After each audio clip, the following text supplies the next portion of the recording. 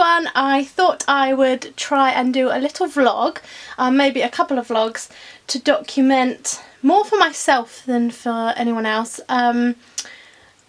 my costume work, because I've been doing quite a lot of designing costumes, making costumes for some upcoming productions, and so I thought it'd be quite fun to document what I'm doing, the ones I've made so far. Yeah, so let's do that. I'm trying to hold up the very heavy camera in this chaos of a studio. My arm hurts. Yes, so the main project for this year is The Wizard of Oz, a youth production with 120 kids at the Churchill Theatre in Bromley in August. The whole production is being put together in 2 weeks, so I'm very aware that I need to get everything kind of almost done before that, so that I can use those, well, week really before production week, for fitting, for alterations, for any changes, for any last minute additions, things like that. So I kind of need to have everything ordered and the main kind of big projects made before then. Obviously I will spend that week doing stuff like spray painting hats and stuff like that, little bits and bobs that need to be done. But the main bulk needs to be done beforehand. So I wanted to just show you my book of sketches. So this is The Wicked Witch, which I've done this, it's changed a little bit, but I'll show you that in a minute. Glinda as well. This is the very traditional Glinda, and I've gone down a slightly different route, but definitely the huge skirt star motif, and lots of pink is still involved.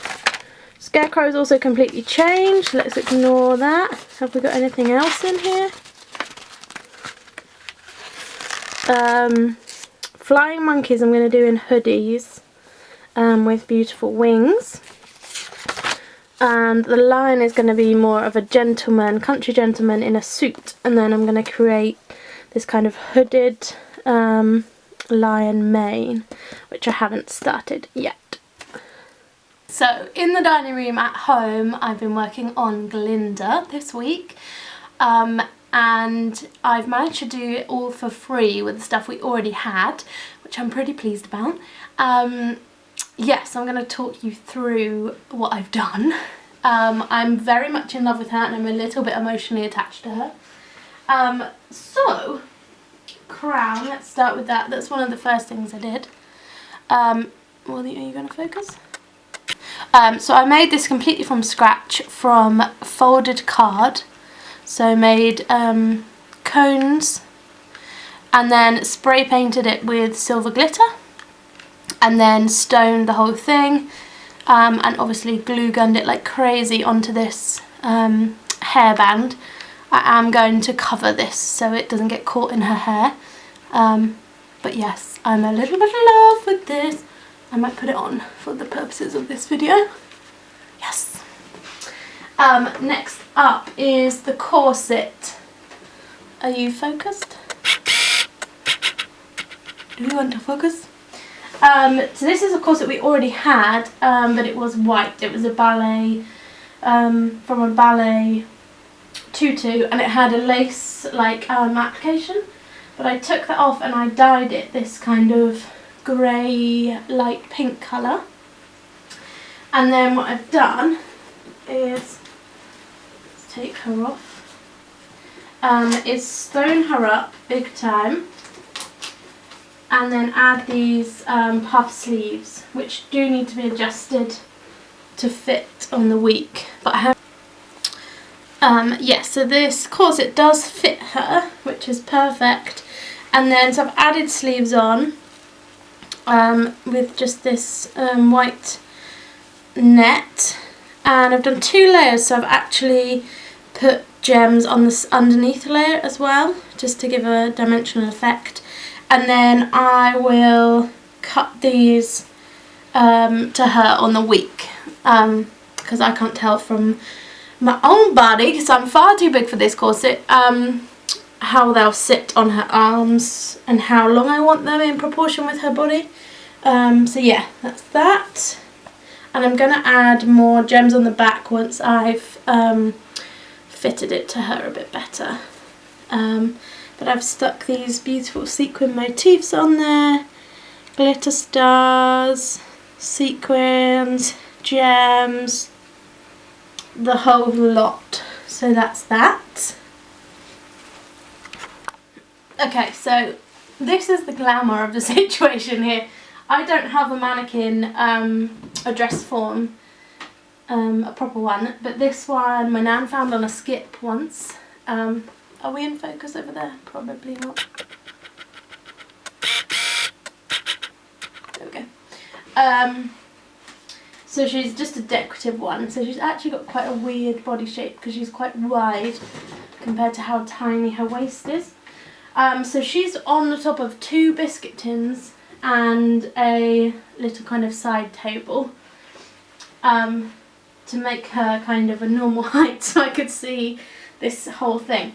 So the first layer of this skirt is actually, if I can unearth it, this pink metallic dame skirt. I don't know if you can see that. So it's really really metallic pink, and it was huge, so because it was for a man. So I've taken that in, pleated that in, and then to soften that metallic material, I've added on purple and white net over the top of that. And let me just put her back in there. I think this will need a hoop on the bottom. But what I want is for the lights to pick up that sheen underneath, and you can see it sticking out from the bottom there. So yeah, a couple of layers there just to firstly soften that colour out. Then this is a romantic tutu, a white one, bit bedraggled actually, and it was a disgusting colour. It was kind of a grey, dusty colour. So I've washed that out, and then throughout I've added more layers of white and pink and purple. So I've added those into the layers that were already there and on top. So this one's really to give the volume. I had planned to just buy a skirt, and when I realised we had these 2 odd romantic tutus and all of this net material, I thought it made sense just to use what we had and stick it all together. So I probably will sew this all together to 1 layer for the week, so that we don't have to keep putting on 3 layers, but until I can fit it I won't do that. So yes, so I'm not sure you can see, let me tip you down. I've started the gems even on the bottom layer, so they do go up a lot higher than they need, but with the lights I want it to shine through from underneath all of the way through the dress, just to give it way more dimension. Look at make fancy words like dimension. Okay, this is not as neat as I would like, but then a final layer is a lot better quality romantic tutu, which again I've added more layers into. So a pink, also a grey to soften the pink a bit so it didn't look too garish, and lilac, and then more grey and more white in there to give even more volume. Oh, stay still. And this mannequin is actually bigger than Glinda is in real life. So there we go. And on this layer I've sequined on 3 layers here. Yeah, 3 layers. So it's really got that beautiful depth when you look through it. It's not just on the top layer.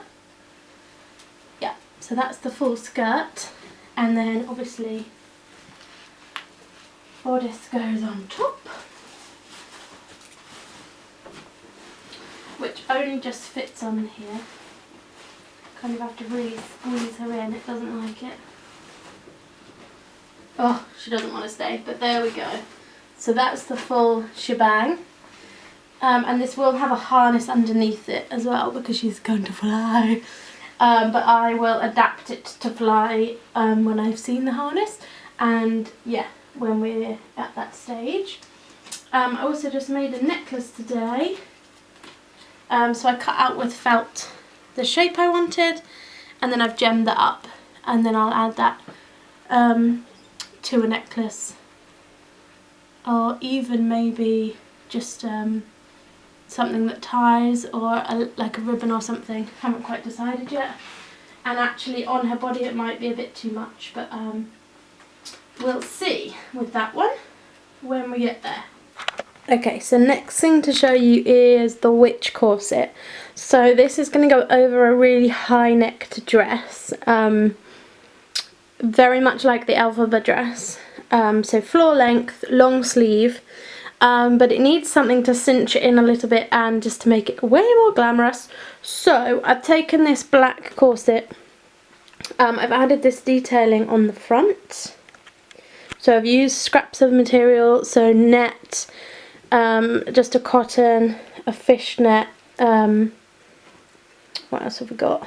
A lycra, this kind of gold spotted material. I've actually used the wrong way around, just to give this texture. It already had this on top, which is quite nice, and then I've added, that one's already fallen off, gems, just to give it a bit of pizzazz.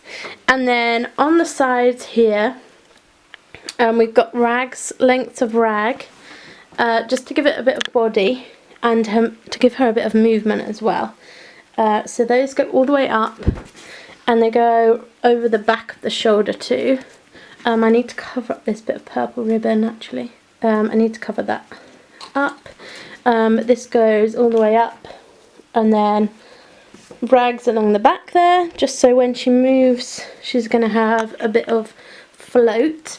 And then I wanted to add, give her a bit more hip, so I've added just from the hip on this side to give a bit more waist. I did add up here, but I think I'm going to take these three off, because when you look at it, it just kills the yeah, it just kills the hip there, the shape. I think this one's hard because until it's on her, and she's a lot smaller than this corset is, so it needs taking in anyway. So it's hard to tell what it'll look like until it's on her, but that's fine. I can add more rags as we go. And obviously she will have a hat, green gloves, no, green skin. Let me turn you around.